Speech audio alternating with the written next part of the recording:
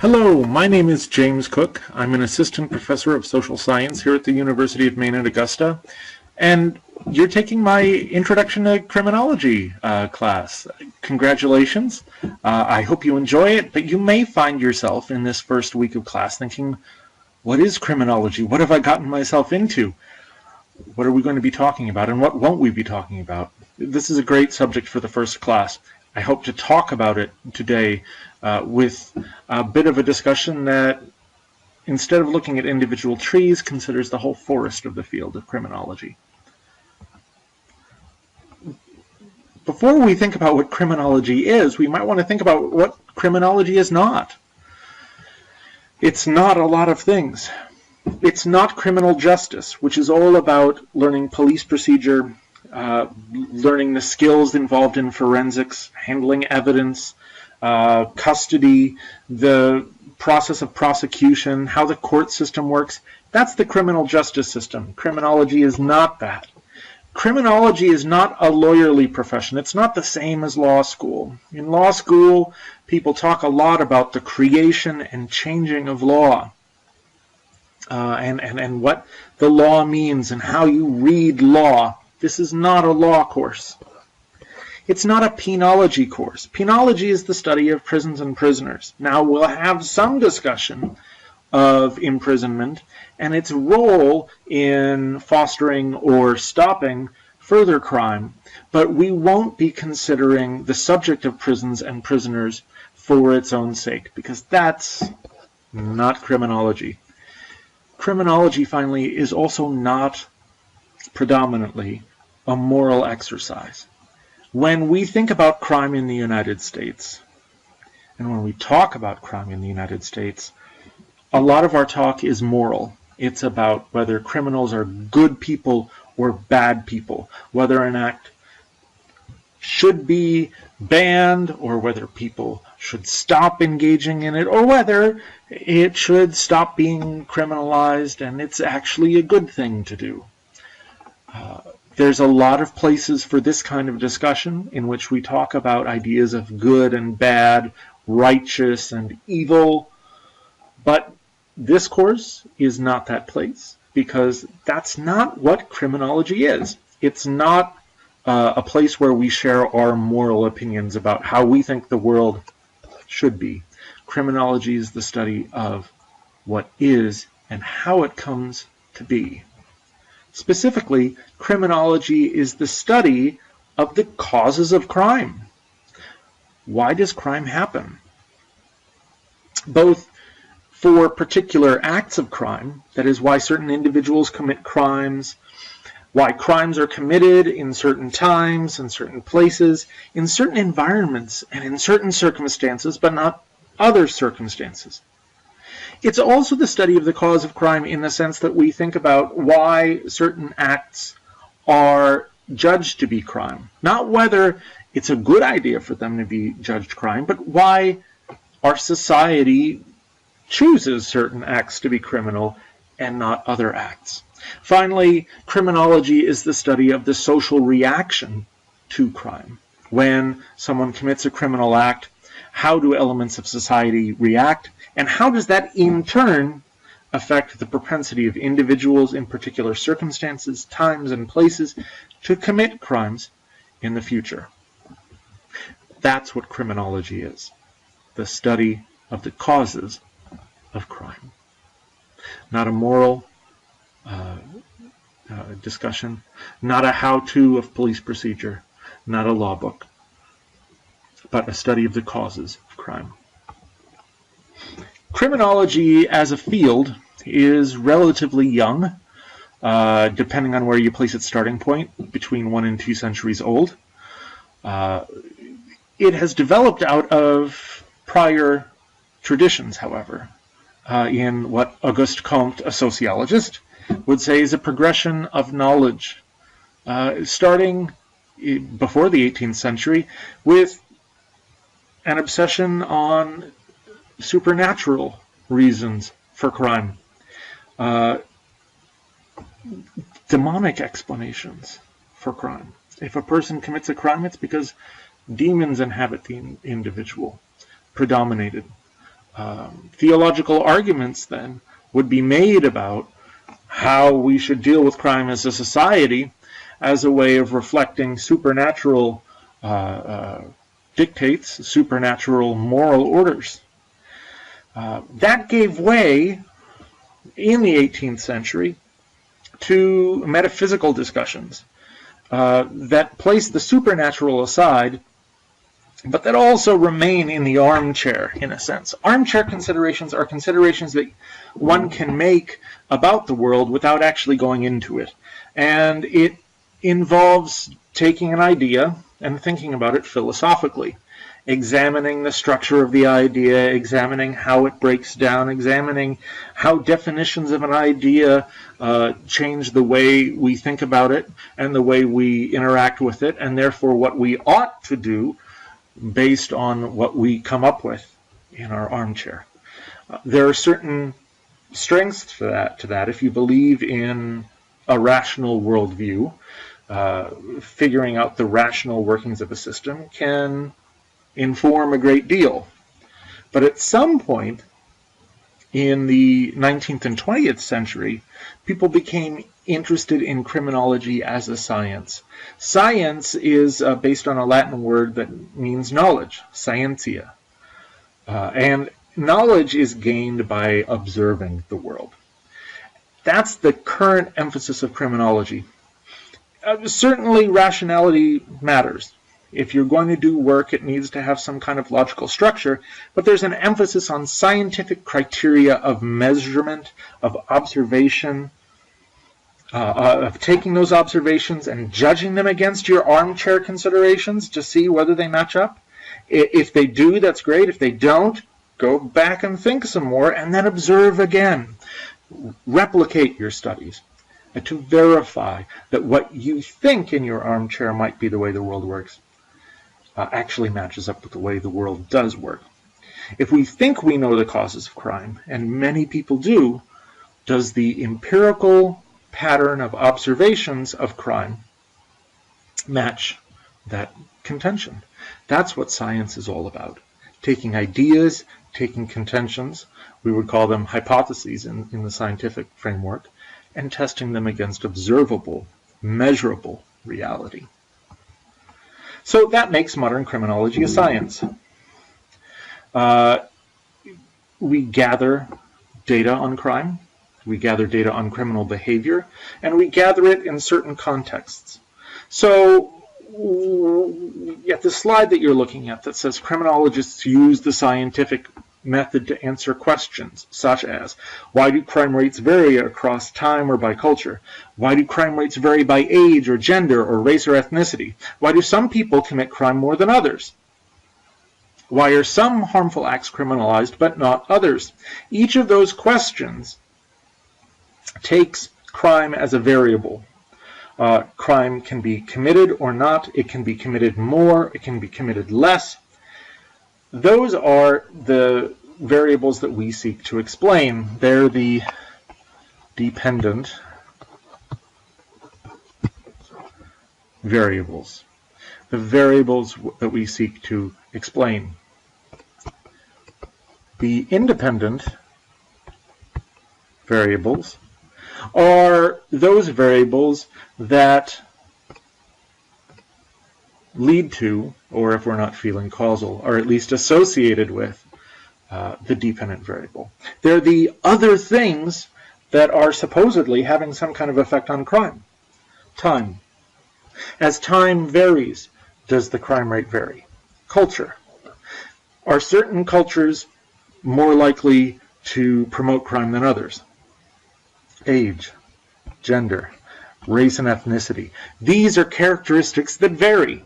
They are independent variables, and some of the great contentions in criminology, some of the most sensitive contentions in criminology, have to do with the ideas of how age, gender, and race or ethnicity, these ideas of things that vary, can be associated with widely varying propensities to commit crime and also to be a victim of crime.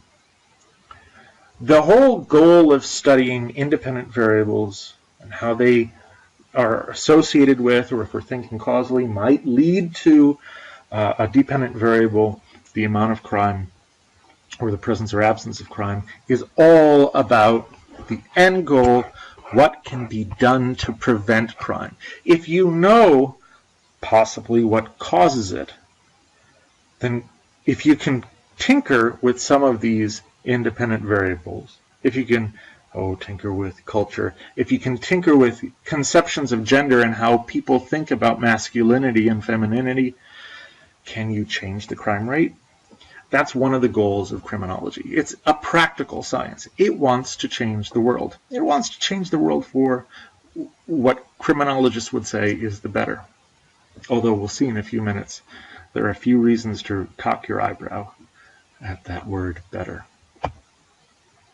Because, after all, if criminology is the study of crime, and the study of what leads to more crime or less crime, well, that leaves unanswered the question of what is crime? Criminology, it's almost a definition of a word. Ology means study of, and criminology means the study of crime. But what makes a crime a crime? It's not something that is simply there before people decided it was a crime. People got together and decided what made a crime and what didn't make a crime.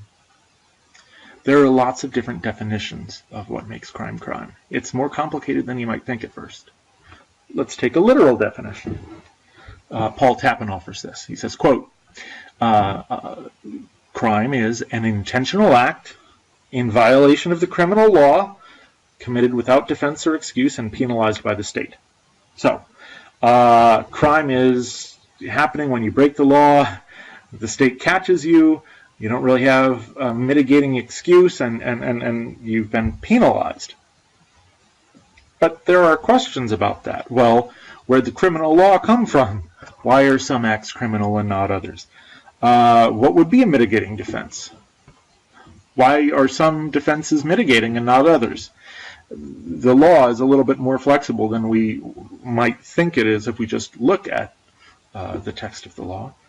And finally, if it's only a crime when you're penalized by the state, why are some crimes penalized by the state and not others? Well, someone is deciding that. And that makes crime an act of individuals. That makes crime a social phenomenon, and that's why it's studied by sociologists. In fact, criminology is a branch of sociology. Okay, so what are the possible answers in this literal definition of criminology for what makes an act criminal? Okay, well, we could think about why it's criminal to murder, but it's not criminal to, say, juggle. Okay? We could think about it in terms of harm inflicted. How often are people hurt by juggling?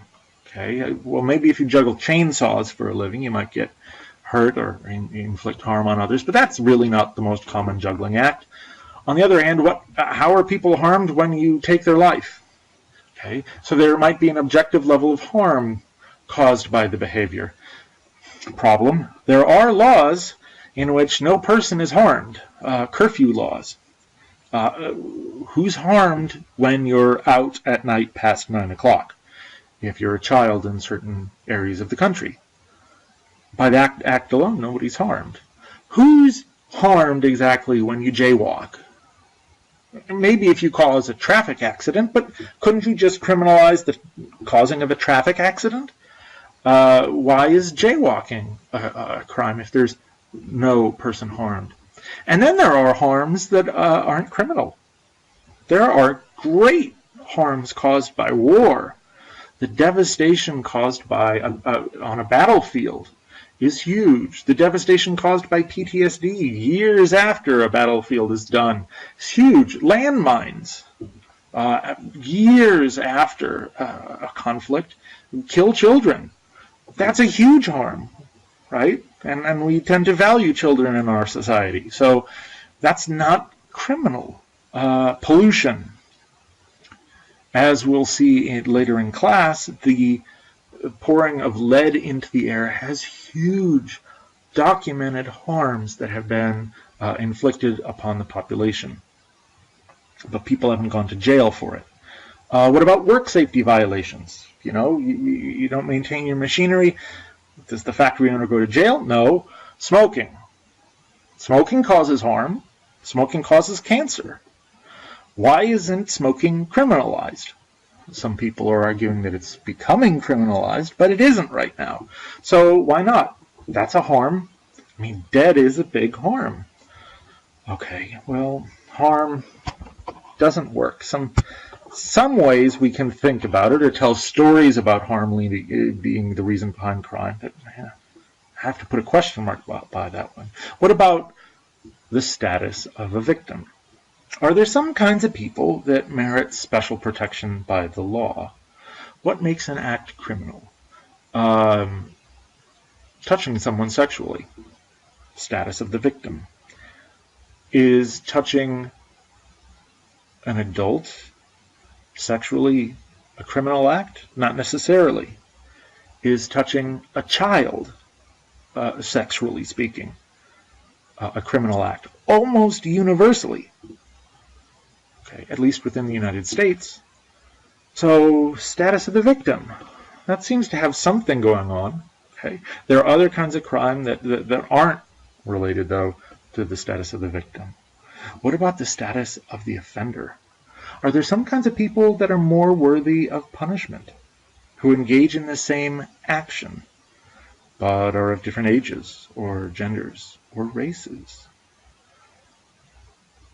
Different ages, it's an easy one. If your kid brother, who's 5 years old, walks up to me and kicks me on the shin, is that kid brother going to be arrested? No, probably not. If you come up to me and you kick me on the shin, are you going to be arrested? Depending on how I feel that day, you certainly could be arrested, and you could have a harm inflicted upon you, the harm of imprisonment. And that would be seen as legitimate, whereas imprisoning a 5-year-old for kicking someone in the shin would not be seen as legitimate. Can people be arrested for acts depending on what their gender is? Absolutely. If that gender status can lead to a harmful environment, yes, as we'll see later in the class. What about race? Are people deemed more worthy of punishment according to their race? It turns out, experimentally speaking, in the United States, yes. In experiments, people have been more likely to deem a person who is black committing a particular act more suitable for jail than a person who is white who commits the same act. There have been studies of actual decisions, not just experimental hypothetical decisions, in sentencing that certain people in the United States with darker skin tend to get for the same acts harsher sentences. Status of the offender makes the act criminal. That's a social decision. So, if we think about harm, if we think about statuses of certain victims but not others, if we think about statuses of certain offenders and not others, what seems to be, in previous discussions, this literal kind of definition that, well, crime is just crime. It's when the law is violated and there's no excuse and the state penalizes it. Well, it turns out that that implementation of that literal definition is full of moral judgments about people living in society. And so what moral judgments, whose moral judgments are going to influence the criminalization of behaviors? And when the criminal justice process gets activated and when charges are not pressed. So the answer to that question is going to depend, recognizing that criminology is part of sociology, it's going to depend on the sociological paradigms that you studied in Soc 101, Introduction to Sociology. The big three paradigms there are functionalism, conflict theory, and symbolic interactionism.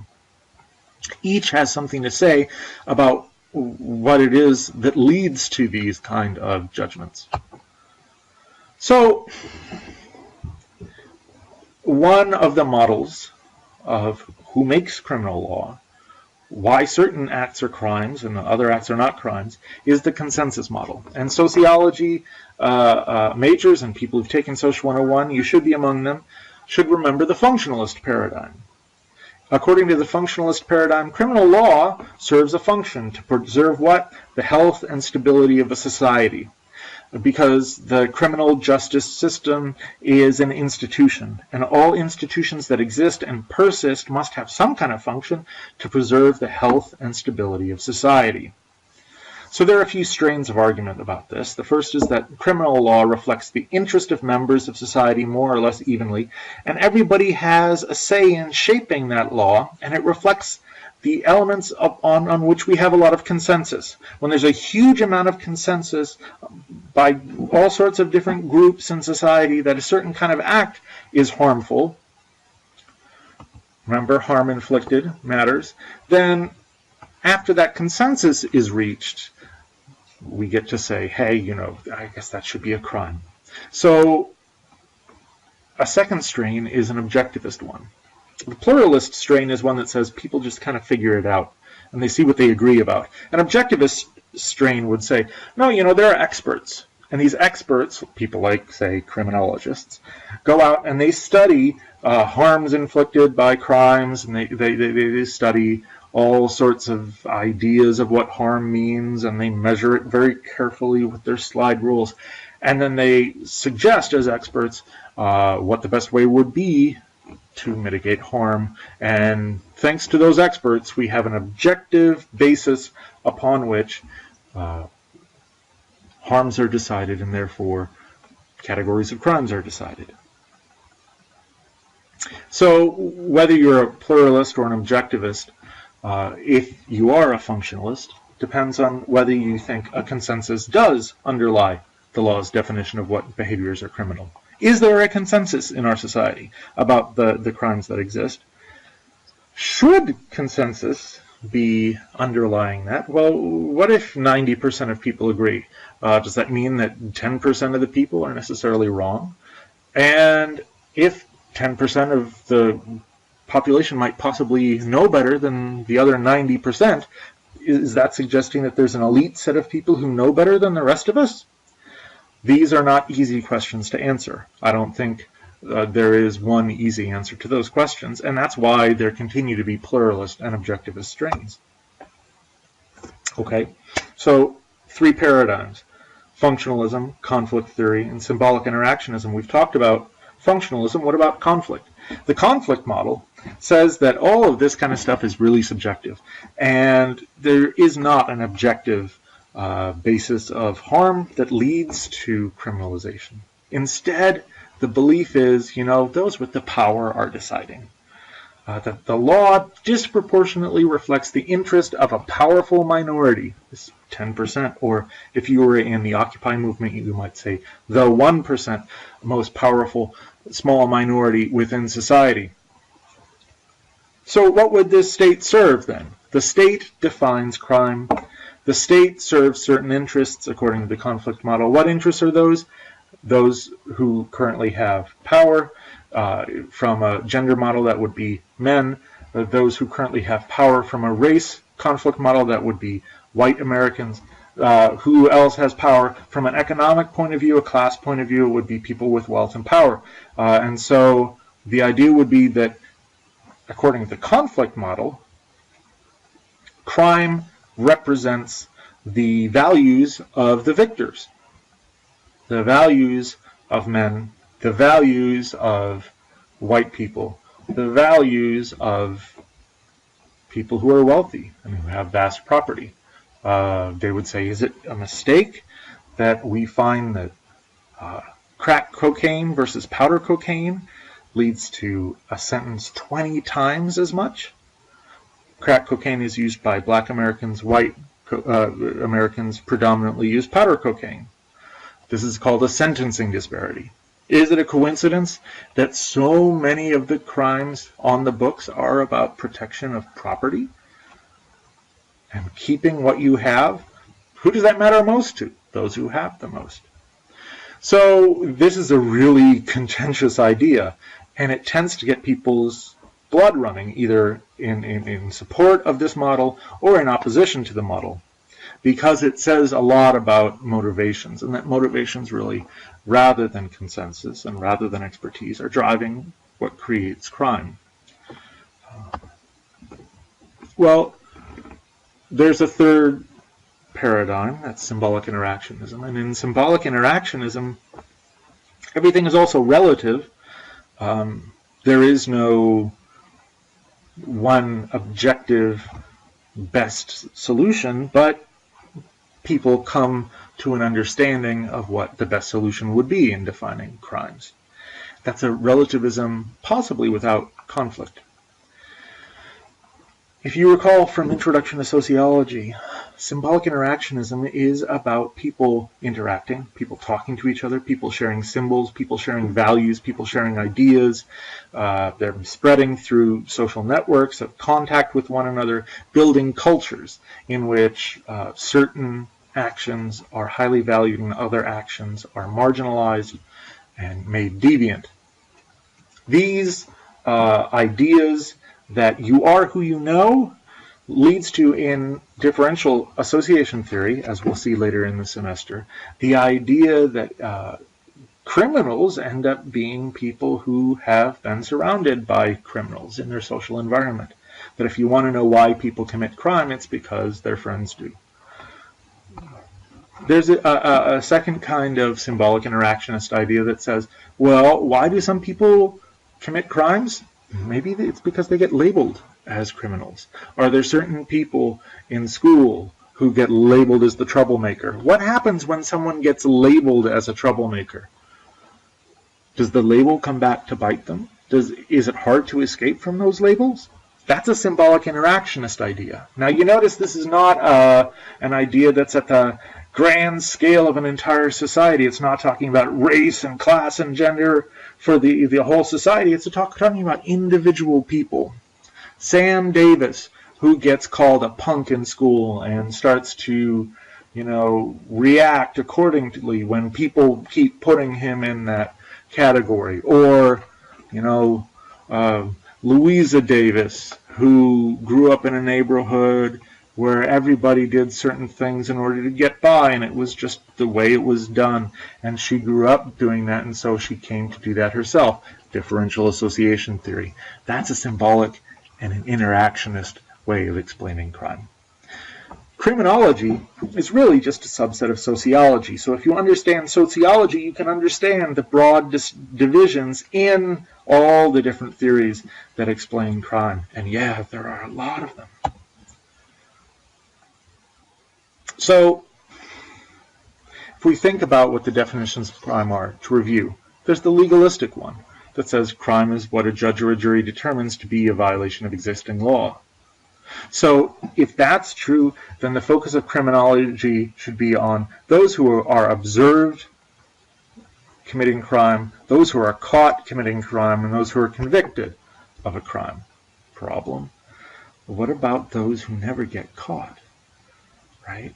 If you focus on people who've been convicted of crimes, what a judge or a jury determines to be a violation of existing law, the people who get sent away, you're dealing with a subset of people, those people who've been caught. So if you then run, intelligence or coping tests, you'll find out that, boy, the people who commit crimes seem to be relatively low in intelligence, when maybe that might be because they're the ones that got caught. Maybe they're the ones that are not good at it.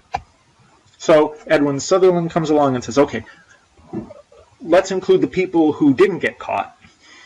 Let's include a crime as, in this modified legalistic sense, a harmful act that has the possibility of being penalized if the state found out about it. Whether or not the penalty is implemented, if the person did the thing, if it's a punishable act, then you would include that in crime. All of a sudden, the object of study, the question becomes, why are some people punishable but not punished, when other people who are punishable are punished? So the focus of criminology becomes, why are there white-collar offenders? The entire banking system almost collapsed a few years ago. Who's gone to jail?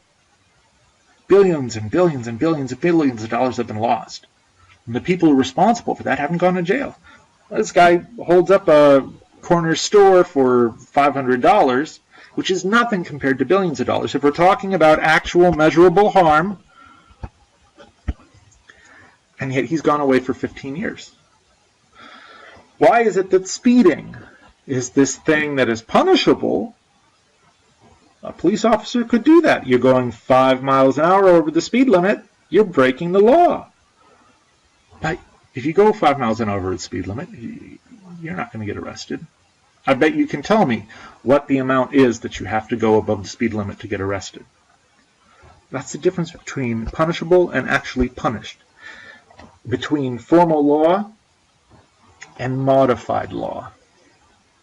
What about marijuana laws? There are sheriffs around the country who are now saying, if small growers will just come to us and register with us, we're not going to bother them because we're going to go after the big growers. Or there are some places, sheriffs saying, even though federally it's a crime to grow marijuana, at the state level it's not, so I'm just going to look the other way. Distinction between punishable and actually punished comes into view. Then there are people who say, expanding that out, that it's not just about the law, because that's all still about the law. If you think about it, right, crime is what is punishable. But Sullen and Mannheim began to try to push that definition outward, and they say, crime is really not just everything that's a violation of law. This formal kind of political document that, says here's the behavior and here's the punishment.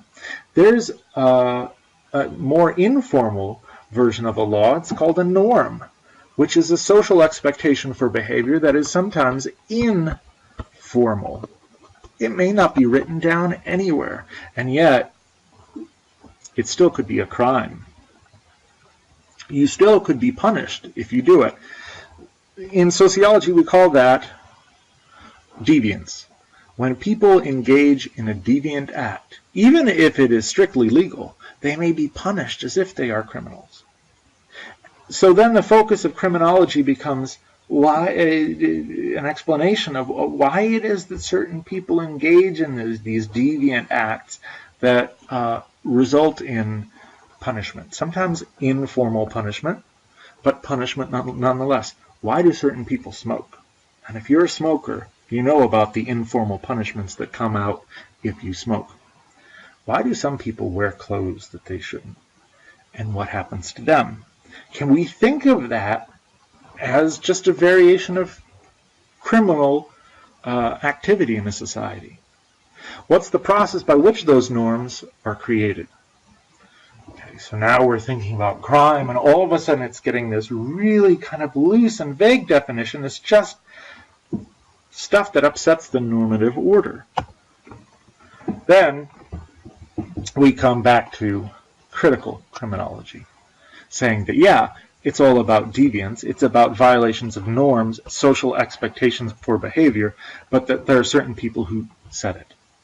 Certain people who are in a position where they're allowed to set that.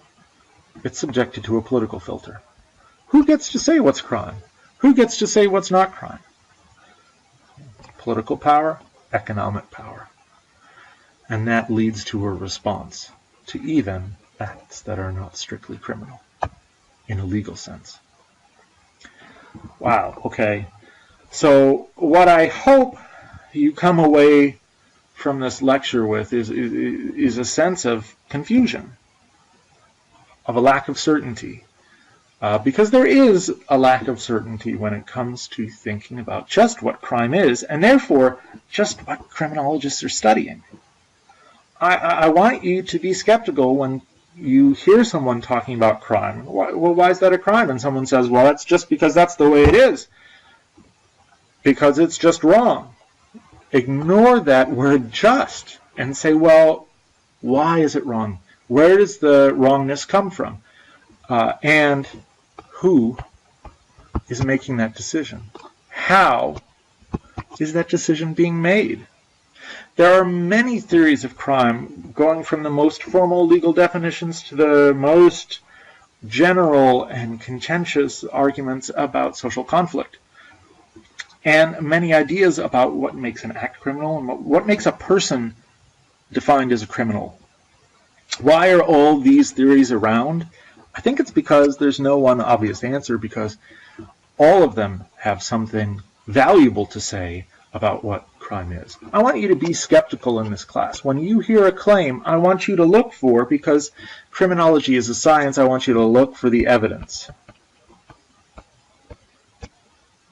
When someone says, it's just the way it is, whether that person using the word just is coming from a conflict point of view or a functionalist point of view or symbolic interactionist view, ignore the just. Look for the evidence.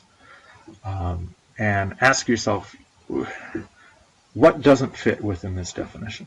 I want you to question skeptically what you read. Let's think about Frank Hagen's texts, pages 7 to 8. I want you to question this distinction between mala in se and mala prohibita, right? Mala in se crimes are ones that are universally condemned, irrespective of political or economic systems. No matter what the system is under which you run, no matter what the culture is, no matter what the political system is, these are acts that are just seen as bad in and of themselves, like murder, assault, rape, and theft. Whereas mala prohibita crimes are ones that are bad because they're prohibited. They're bad because in particular times, in particular cultures, people decide they're bad, but not in others, like traffic violations. It used to be a crime to turn right on red. It's not anymore. Gambling. Gambling in some places is criminal, in some places it's not. By some people, like the state, it's legal, but by people who aren't taxed or licensed by the government, it's illegal, right? So that would be mala prohibita. The government just decides, and based on particular bounds of culture and time, and it's all based on a discussion. Well, those are classic textbook definitions in criminology. If you open up this textbook, if you open up another textbook, if you open up a third textbook, you'll see it in there, this distinction. Well, there are mala in se crimes and mala prohibita crimes. But I want you to consider whether those classic definitions are good ones. Question it. Is the distinction between mala in se and mala prohibita really about time and place specific versus universal acts? Think about that. Murder, assault, rape, and theft. Did you know that until 1985, it was not a criminal act to rape your spouse? You couldn't actually rape your spouse in Maine. This is in the state of Maine. And before 1975, in no state in the nation could a husband possibly rape a wife. It wasn't conceived of in the criminal law because marriage was conceived of as consent, a consent that was everlasting. That's not the way we think of it, culturally now. So that it is possible for a husband to rape his wife. It is also possible for a wife to rape her husband, because the definition of rape was just changed in the last year to 2 years in terms of implementation, so that it's about penetration of any orifice by any object for sexual reasons. That becomes rape. It is now possible for men to be raped by women in a way that it was not possible for under the law before. Is that now all of a sudden universal? No. Irrespective of political or economic systems? No, it was decided in the political system. What about assault? What about theft? Are there certain groups of people that used to be assaulted regularly and that was okay under the law? Yes. They could have things stolen from them? They could have everything stolen from them. Before 1865 in this country, we had a system of legal slavery. Mala in se, universal, irrespective of political or economic systems. What about murder? Okay, well now that is a really loaded term, murder, because it means killing that we say is bad. But there are forms of killing that are not thought of as bad in all times and places. There are people who have literally gotten away with killing. It hasn't been considered murder. In some societies, there are honor killings. If someone hurts or kills a member of one family, that family can go and kill someone else, and the police will look the other way. They won't be charged with the crime. What kinds of death can one person cause for another person and get away with in our society? Think about it. They exist. Murder is a cultural definition, and it's not universal in deciding what fits and what doesn't. There's certain people who can kill. There's certain people who can't at certain times in certain places. And criminology is all about figuring out those times and places, the circumstances in which crime is defined to occur. Okay. If we think about universal crimes, right? One of the things that's been described is that all cultures that have been studied look dimly upon indiscriminate lying, cheating, stealing, and killing. Well, notice he put in the word indiscriminate. That's a wiggle word right there, right? If you think about the definition of crime, right, it's mitigating circumstances. Well, what mitigates? What's the wiggle? It's not true that all cultures that have been studied look dimly on lying, cheating, stealing, and killing. Cutting in line. If you go certain places in the world, it's expected that you'll cut in line. And if you wait in line and try to form a line, you'll never get to the front of the line because everybody else is wandering around going this way and that way, and it's considered to be okay. Property, stealing. We have in our country a system where if somebody's going to be building a highway, they could take your land. Is that stealing? Oh. Well, it's happened. Entire neighborhoods have been lost in cities due to eminent domain in the United States. Killing. We already talked about that. Some kinds of killing are tolerated in American society and in other societies. Right? We live not in the universal. We never live in the universal. We sometimes tend to think of it as universal because we look around and it's all we've known. It's all we've seen, which is why sometimes it's valuable to look at other times and other places.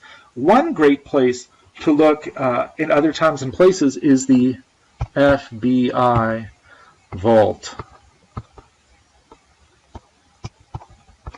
Okay, Google the FBI vault, V-A-U-L-T, and you can find really interesting cases where the FBI, the Federal Bureau of Investigation, was called out to engage in an investigation of John Denver. You know that guy? He died 15 years ago or so, but he was on the Muppets, right? Glasses, and he played the guitar. Well, they were investigating him because they decided he was too much against the war in Vietnam.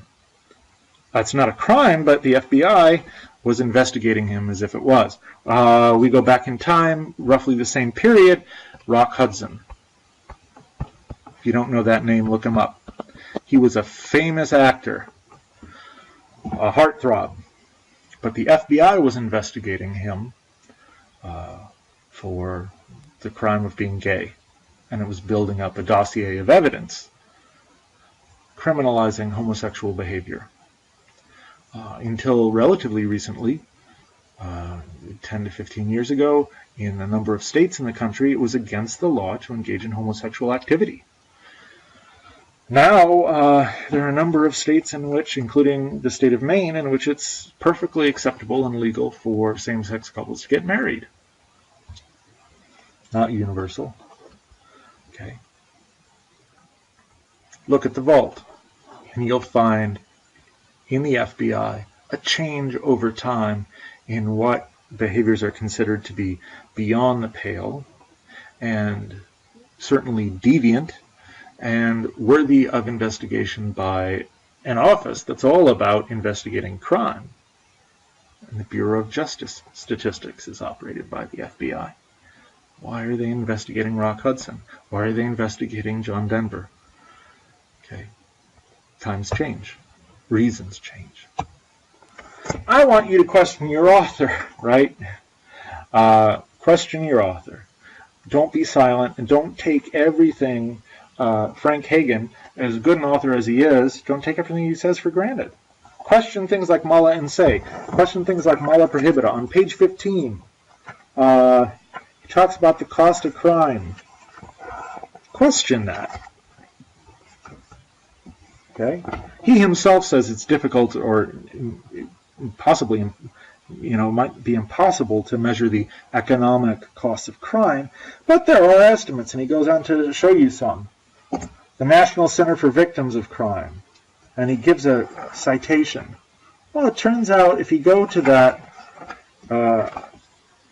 citation in the back of the book, it doesn't work anymore. So where could you find an estimate on the costs of crime? Try this place.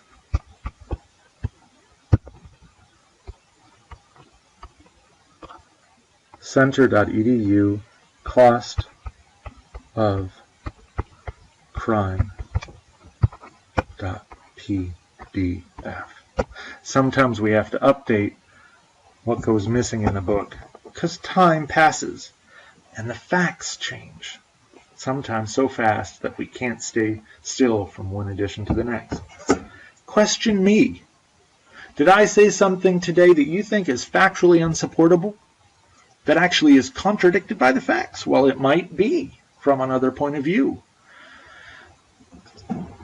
I don't want to get bogged down in moral discussions about whether by your moral system versus another student's moral system the crimes are actually good or bad, but I would like to hear from you if you think that the explanations for why it is that crimes get defined the way they do seem to work or don't, or why the theories about why certain kinds of people engage in crime versus other kinds of people in some kinds of circumstances versus other kinds of circumstances, whether that works or doesn't work.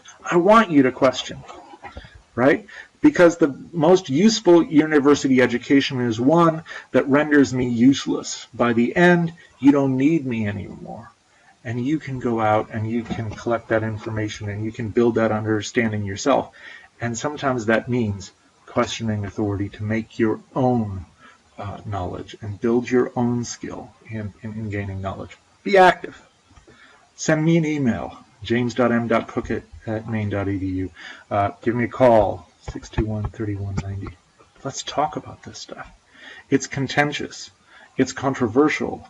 There's no consensus on what the answer to all these questions about the causes of crime and the definition of crime are, which makes it a really interesting class. I think it makes it a fun class. It also makes it one in which discussion and back and forth conversation is essential. I look forward to your questions. I look forward to your comments. I look forward to the rest of the semester. And we'll be starting again with another lecture next week. Until then, keep at it with your readings here and start to pay attention to the work that I'm going to be expecting you to produce. Have a good week.